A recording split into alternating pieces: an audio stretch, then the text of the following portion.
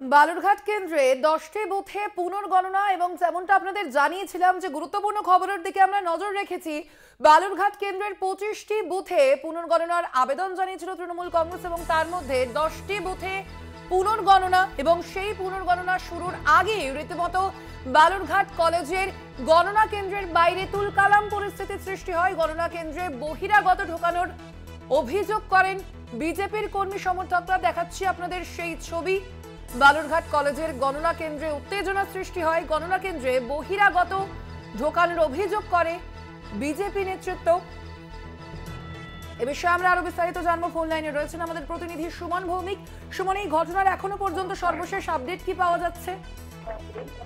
দেখো, জেলা নির্বাচন আধিকারিকের ফলাফল ঘোষণা হওয়ার পরেই সেখানে জানানো হয় যে সুকান্ত মজুমদার কিন্তু জয়ী হয়েছে এবং তারপরেই কিন্তু তৃণমূলের তরফ থেকে রিকাউন্টিং এর জন্য কিন্তু আবেদন করা হয় এবং তারপরেই কিন্তু এই বচসার সৃষ্টি হয়।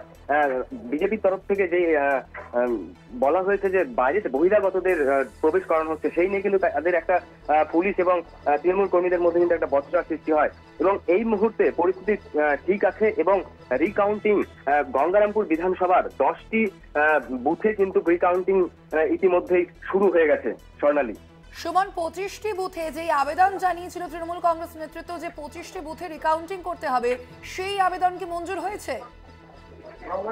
দেখো, তৃণমূলের তরফ থেকে 25টি বুথে আবেদন করা হয়েছিল রিকাউন্টিং এর জন্য। তো তারপরে সিদ্ধান্ত নেওয়া হয়েছে মিটিং এর মাধ্যমে যে 10টি বুথে কিন্তু রিকাউন্টিং হবে। ইতিমধ্যেই কিন্তু সেই প্রসেস চালু হয়ে গেছে। স্বর্ণালী, সুমন, যেই বহিরাগত ঢোকানো নিয়ে উত্তেজনা সৃষ্টি করেছে বিজেপি কর্মী সমর্থক, তারা বিক্ষোভ দেখাচ্ছেন গণনা কেন্দ্রের বাইরে, তাদের ঠিক কি পরিচয়? তারা কি তাদের কোনো রাজনৈতিক পরিচয় জানা গিয়েছে এখনো পর্যন্ত?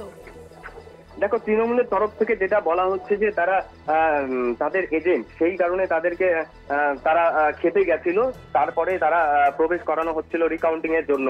তো সেই ক্ষেত্রে ওই মুহূর্তে কিন্তু বিজেপির তরফ থেকে তারা বাধা দিলে সেখানে কিন্তু সেই বচসার সৃষ্টি হয় এবং পরবর্তীতে পুলিশ এবং কেন্দ্রীয় জওয়ান তারা কিন্তু পরিস্থিতি সামাল দেয়।